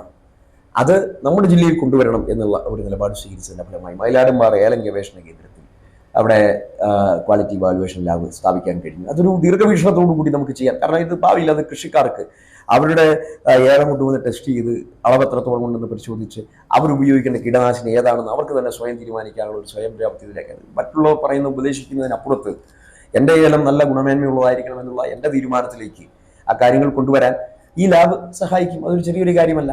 അപ്പം ഇങ്ങനെ ഈ നാടിൻ്റെ ഭൗതിക വികസനത്തിൻ്റെ കാര്യത്തിലും സാമ്പത്തികപരമായിട്ടുള്ള അഭിവൃദ്ധി അത് ലക്ഷ്യം വെച്ചുകൊണ്ടുള്ള ആ ഒരു കാര്യത്തിലും സാധ്യതകളെ കണ്ടറിഞ്ഞുകൊണ്ട് നമുക്ക് മുന്നോട്ട് പോകാനുള്ള അടിത്തറ ഒരുക്കി എന്നുള്ള അഭിമാനം എനിക്കുണ്ട്. പർവ്വതമാല പദ്ധതി മൂന്നാറിലും ഇടുക്കിയിലും 2 പദ്ധതികൾക്ക് പ്രപ്പോസൽ കൊടുത്തു. കേന്ദ്ര സർക്കാരിൻ്റെ റോപ്പ് വേ പദ്ധതിയാണ്. ജമ്മു കാശ്മീരിൽ ഇപ്പോൾ നമ്മുടെ ഗുൽമർഗ് എന്നൊക്കെ പറയുന്ന സ്ഥലത്തുള്ള വലിയ റോപ്പ് വേ ഉണ്ട്. മലയോര മുകളിലേക്ക് കയറി പോകുന്ന റോപ്പ് വേ ആണ്. അതിമനോഹരമായ ഒരു റോപ്പ് വേ നമുക്കെല്ലാവർക്കും ആസ്വദിക്കാൻ കഴിയുന്നതാണ്. ഇപ്പോൾ നമ്മുടെ ജില്ലയിൽ ധാരാളം സാധ്യതകളുണ്ട്. അപ്പോൾ ആ സാധ്യത വെച്ചുകൊണ്ട് 2 പ്രപ്പോസൽ ഞാൻ കേന്ദ്ര സർക്കാരിന് സമർപ്പിച്ചു. ഒന്ന് ഇടുക്കി, ഒന്ന് മൂന്നാർ വട്ടവട, നമ്മുടെ ടോപ്പ് സ്റ്റേഷൻ ഉൾപ്പെടെയുള്ള ആ ഒരു മേഖല ഉൾപ്പെടെയുള്ള അവിടെയാണ് അതിൻ്റെ ഒരു സാധ്യതാ പഠനം നടത്തി കഴിഞ്ഞു. മൂന്നാറിന് സാധ്യത കൊടുത്തു കഴിഞ്ഞപ്പോൾ അവിടെയാണ് അതിൻ്റെ ഒരു ഇത് കണ്ടെത്തിയിട്ടുള്ളത്. അപ്പോൾ അതിൻ്റെ 1ാം ഘട്ട റിപ്പോർട്ട് അവർ സർക്കാരിന് സമർപ്പിച്ചു. അതിൻ്റെ ഡിസ്കഷൻസ് നടക്കുന്നു. അത് മിക്കവാറും അത് ഈ സാമ്പത്തിക വർഷം തന്നെ അതിന് അനുമതി ലഭിക്കുന്ന ഒരു ഘട്ടത്തിലെത്തി നിൽക്കുകയാണ്. ചെറിയൊരു നേട്ടമല്ല. അപ്പം അങ്ങനെ എല്ലാ തരത്തിലും ടൂറിസം മേഖലയിലും വിദ്യാഭ്യാസ രംഗത്തും നമ്മുടെ കാർഷിക മേഖലയിലും ഒക്കെ തന്നെ തൊഴിലാളി മേഖലയിലും ഒക്കെ അവരുടെ ആവശ്യങ്ങൾ കണ്ടറിഞ്ഞുകൊണ്ട് ഒരു 2ാം ജനറേഷൻ അല്ലെങ്കിൽ പുതിയൊരു ജനറേഷന് ആത്മവിശ്വാസം കൊടുക്കുന്ന, നമ്മുടെ നാടിന് ആത്മവിശ്വാസം കൊടുക്കുന്ന തരത്തിലുള്ള ഇത്തരം പദ്ധതികൾക്ക് മറ്റൊരു വിഷയം ഇപ്പോൾ നേട്ടങ്ങളാണ്. ഇത്രയും നേരം നമ്മൾ സംസാരിച്ചത് 5 വർഷം ഈ MP ആയിരിക്കുമ്പോൾ കേന്ദ്ര സർക്കാരിൻ്റെ നിന്നും നേടിയെടുക്കാൻ കഴിയുന്നതൊക്കെ നേടിയെടുത്തതിൻ്റെ ഒരു നേട്ടം. ഇപ്പം മറ്റൊരു പ്രശ്നം നമ്മുടെ ഈ മേഖല, ഇപ്പോൾ കേരളത്തിൻ്റെ മലയോര മേഖല വലിയ ഗുരുതരമായ പ്രതിസന്ധിയെ ആണ് നേരിട്ടുകൊണ്ടിരിക്കുന്നത്. വന്യജീവി ശല്യം, വന്യജീവി ആക്രമണം മുമ്പെങ്ങുമില്ലാത്ത വിധത്തിൽ കേരളത്തെ ഇപ്പോൾ വലിയ പ്രതിസന്ധിയിലേക്ക് എത്തിച്ചു. ഇപ്പോൾ ഒരാഴ്ചയിൽ 2 പേരെന്ന രീതിയിലേക്ക് മലയോര കർഷകർ മരിച്ചു വീഴുന്ന ഒരു സാഹചര്യം നിലനിൽക്കുന്നു. അപ്പോൾ ഇവിടെ ഒരു ഗുരുതരമായ ഒരു സാഹചര്യം നിലനിൽക്കുമ്പോൾ തന്നെ കേന്ദ്ര സർക്കാർ 1980 വനനിയമത്തിൽ വലിയൊരു ഭേദഗതി കൊണ്ടുവരികയും വനനിയമം അത് മാറ്റം വരുത്തുകയും ചെയ്തു. പക്ഷേ കേരളത്തിൽ ഒഴികെയുള്ള മറ്റ് സംസ്ഥാനങ്ങൾ ഇതെല്ലാം കുറേയൊക്കെ പ്രാവർത്തികം. ഇപ്പോൾ താങ്കൾ തന്നെ പറഞ്ഞു റോഡിൻ്റെ കാര്യം, പകരം ഭൂമിയുടെ. പക്ഷേ 1980 വനനിയമം ഭേദഗതി ചെയ്തതോടുകൂടി അതിൻ്റെ ആവശ്യമില്ല. ഇനിയിപ്പോൾ റോഡ് പൊതു ആവശ്യത്തിനുള്ള വികസന പ്രവർത്തനങ്ങൾക്കൊന്നും വനം വകുപ്പിനോട് പോലും, സംസ്ഥാനത്തെ വനം വകുപ്പിനോട് പോലും അനുവാദം ചോദിക്കേണ്ട സ്ഥിതിവിശേഷമില്ല. പക്ഷേ ഇവിടെ ഇപ്പോൾ നടക്കുന്ന 64 സംസ്ഥാന വനം വകുപ്പിൻ്റെ നിയമം അനുസരിച്ചുള്ള ചില പ്രവൃത്തികൾ ഇപ്പോൾ നടക്കുന്നുണ്ട്. യഥാർത്ഥത്തിൽ കേന്ദ്രം ഒരു നിയമം പാസ്സാക്കും, ആ നിയമം സംസ്ഥാന സർക്കാർ നടപ്പാക്കാതെ വരുന്നതിൻ്റെ ഒരു വലിയ പ്രശ്നമുണ്ട്. അത് തന്നെയാണ് വന്യജീവി ആക്രമണത്തിലൊക്കെ നമ്മൾ 1972 വന്യജീവി നിയമവും ഒക്കെ പറയുന്നുണ്ടെങ്കിൽ പോലും അതിൻ്റെ അകത്തും കർഷകരെയും ജീവനെയും രക്ഷിക്കാനുള്ള, മനുഷ്യരെ രക്ഷിക്കാനുള്ള ഒരു ഇതുകൊണ്ടല്ലോ. പക്ഷേ അതിന് പല കോടതി വിധികളും ചൂണ്ടിക്കാണിച്ച് സംസ്ഥാന സർക്കാർ ഒഴിവാകുന്നു. യഥാർത്ഥത്തിൽ കേന്ദ്ര സർക്കാരിൻ്റെ ഒരു അടിയന്തര ശ്രദ്ധ, ഇപ്പോൾ കേന്ദ്ര വനം പരിസ്ഥിതി മന്ത്രി ഇവിടെ വന്ന് പോയി, പക്ഷേ അയാൾ പറഞ്ഞ് വെടിവെക്കാനുള്ള ഉത്തരവുണ്ട് എന്നൊക്കെ പറയും. പക്ഷേ ഈ വനമേഖലയോട് ചേർന്ന് കിടക്കുന്ന ഇപ്പോൾ പറയാൻ പറ്റില്ല. കാരണം കൊല്ലത്തും നമ്മുടെ പല പട്ടണങ്ങളും, ആലപ്പുഴ ടൗണിൽ പോലും ഇപ്പോൾ കാട്ടുപന്നിയുടെ ആക്രമണമുണ്ട്. അപ്പോൾ ഈ വന്യജീവികളുടെ ഗുരുതരമായ എണ്ണം വർധന അത് നിയന്ത്രിക്കാൻ നമ്മുടെ വനത്തിൻ്റെ ക്യാരിങ് കപ്പാസിറ്റിക്ക് അപ്പുറം വന്യജീവികളുടെ എണ്ണം വർദ്ധിക്കുന്നു. ക്യാരിങ് കപ്പാസിറ്റി ഒന്നുമില്ല എന്ന് പലപ്പോഴും പറയുന്നുണ്ടെങ്കിൽ പോലും നമുക്കറിയാം, ഒരേക്കർ സ്ഥലത്ത് ജീവിക്കാൻ പറ്റുന്ന വന്യജീവികളെ അല്ല ഒരേക്കറിൽ ഉൾക്കൊള്ളുന്നത്. നമ്മുടെ വനത്തെ ഉൾക്കൊള്ളുന്നതിന് അപ്പുറം വന്യജീവികളുടെ എണ്ണം വർദ്ധിച്ചിരിക്കുന്നു എന്നാണ് നമ്മൾ മനസ്സിലാക്കാൻ കഴിയുന്നത്. പക്ഷേ ഇതിനൊന്നൊരു ശാസ്ത്രീയ പഠനമില്ല. സംസ്ഥാന സർക്കാർ അതിനു വേണ്ടിയുള്ള പഠനം നടത്തുന്നില്ല. അതുമാത്രമല്ല, ആനകളുടെ എണ്ണം എടുക്കുമ്പോൾ തന്നെ 7400-ലധികം ആനകൾ ഉണ്ടായിരുന്നു എന്ന് പറഞ്ഞത് പിറ്റേ വർഷം വന്യമൃഗശല്യം കൂടുതലായി കഴിയുമ്പോൾ വരുന്ന കണക്ക് 2500. അതിൻ്റെ കണക്കുകൾ പോലും പുറത്തുവിടുന്നില്ല. അപ്പോൾ ഇതിനൊരു ശാസ്ത്രീയത കേന്ദ്ര സർക്കാരിൽ നിന്ന് വേണ്ടതല്ലേ? വന്യജീവികളുടെയും വനത്തിൻ്റെയും മനുഷ്യൻ്റെയും സുരക്ഷ കണക്കാക്കേണ്ടതല്ലേ? അതിന് ഒരു യഥാർത്ഥ ശ്രദ്ധ പാർലമെൻറ്റിൽ എന്തുകൊണ്ട് വന്നിട്ടില്ല? തീർച്ചയായിട്ടും ഞാൻ MP എന്നുള്ള നിലയിൽ ഏറ്റവും കൂടുതൽ ശ്രദ്ധ കൊടുത്തുകൊണ്ട് പാർലമെൻറ്റിൽ അവതരിപ്പിച്ചിട്ടുള്ള വിഷയം ഈ ഹ്യൂമൻ അനിമൽ കോൺഫ്ലിക്റ്റ്, മനുഷ്യ വന്യജീവി സംഘർഷം തന്നെയാണ്. ഞാൻ 8ഓളം സബ്മിഷൻസ് ഇതുമായി ബന്ധപ്പെട്ട് പാർലമെൻറ്റിൽ നടത്തിയിട്ടുണ്ട്. 2 പ്രൈവറ്റ് മെമ്പർ ബില്ല് ഇതുമായി ബന്ധപ്പെട്ട് അവതരിപ്പിച്ചിട്ടുണ്ട്. കാട്ടിൽ വളരേണ്ടതായിട്ടുള്ള മൃഗങ്ങൾ കൃഷിഭൂമിയിലേക്ക് ഇറങ്ങി ശല്യം ചെയ്യുന്നവയെ കൊല്ലണമെന്ന് ആവശ്യപ്പെട്ടുകൊണ്ടുള്ള പ്രൈവറ്റ് മെമ്പർ ബില്ല് ഉൾപ്പെടെ ഞാൻ അവതരിപ്പിച്ചിട്ടുണ്ട്. പക്ഷേ ഡീന, ഒരു കാര്യമാണ്, ഇപ്പോൾ നമുക്കറിയാം, വന്യജീവികൾ ഒരു കാലഘട്ടത്തിൽ വന്യജീവികളെ വനത്തിൽ കയറി വേട്ടയാടുന്ന ഒരു സംവിധാനം ഉണ്ടായിരുന്നു. ഇപ്പോൾ വന്യജീവികൾ പുറത്തിറങ്ങി മനുഷ്യനെ വേട്ടയാടുന്ന ഒരു സ്ഥിതിവിശേഷത്തിൽ വന്നു. അപ്പോൾ വന നിയമം അല്ലെങ്കിൽ വന്യജീവി നിയമം വനത്തിന് പുറത്ത് ബാധകമല്ല എന്ന ഒരു പ്രശ്നം പാർലമെന്റിന്റെ ശ്രദ്ധയിൽ കൊണ്ടുവരാൻ കഴിഞ്ഞിട്ടുണ്ട്. അത് തന്നെയാണ് പോയിന്റ്. ആ നിലയിൽ തന്നെയാണ് അവതരിപ്പിച്ചിട്ടുള്ളത്. അങ്ങനെ മാനുഷിക വിഷയമായിട്ട് തന്നെയാണ്. നാട്ടിൽ ജീവിക്കേണ്ടത് മനുഷ്യന്റെ അവകാശമാണ്. ആ അവകാശം ഇങ്ങനെ ഈ ഒരു തരത്തിൽ നിഷേധിക്കപ്പെടുമ്പോൾ സർക്കാർ മൂക്കുകുത്തിയായി നിൽക്കുന്നു. സർക്കാർ ഈ വന്യജീവികൾക്ക് മാത്രം പ്രൊട്ടക്ഷൻ നൽകുന്നതിന് വേണ്ടിയിട്ടുള്ള ഒരു സംവിധാനമായി മാറുന്നത് ശരിയല്ല. ഇനി അത് കഴിഞ്ഞ് നഷ്ടപരിഹാരം എന്ന് പറയുന്നതൊന്നും അതൊരു ശരിയായ ഒരു കൺസെപ്റ്റ് പോലുമല്ല. ഏതായാലും അക്കാര്യത്തിൽ നഷ്ടപരിഹാരം കൊടുത്തു എന്ന് പറഞ്ഞ് അഭിമാനിക്കുന്ന ഒരു സർക്കാർ സംവിധാനത്തെ നമുക്ക് അതുകൊണ്ട് അംഗീകരിക്കാൻ കഴിയുന്നില്ല. ഏതായാലും ഈ കാര്യത്തിൽ ശാസ്ത്രീയമായ പരിഹാരം തന്നെയാണ് തങ്കച്ചൻ ചൂണ്ടിക്കാണിച്ച ശാസ്ത്രീയമായ പരിഹാരമാണ് ആത്യന്തികമായി വരേണ്ടത്. ആ കാര്യത്തിൽ ഇപ്പോൾ കേന്ദ്ര സർക്കാരാണ് മുഖ്യ റോളുള്ളത്. പക്ഷേ സംസ്ഥാന സർക്കാരിൽ ഈ കാര്യത്തിൽ ഏറ്റവും പരമപ്രധാനമായിട്ടുള്ള ഒരു റോള് തന്നെയാണ് കാര്യത്തിലുള്ളത്. ഇത് സംസ്ഥാനവും കേന്ദ്രവും ഒന്നുചേർന്നുള്ള ഒരു വകുപ്പാണ് വനംവകുപ്പ്. പക്ഷേ കാര്യങ്ങൾ തീരുമാനിക്കുന്നതും അത് നടപ്പിലാക്കുന്നതും പ്രാവർത്തികമാക്കുന്നതും ഒക്കെയും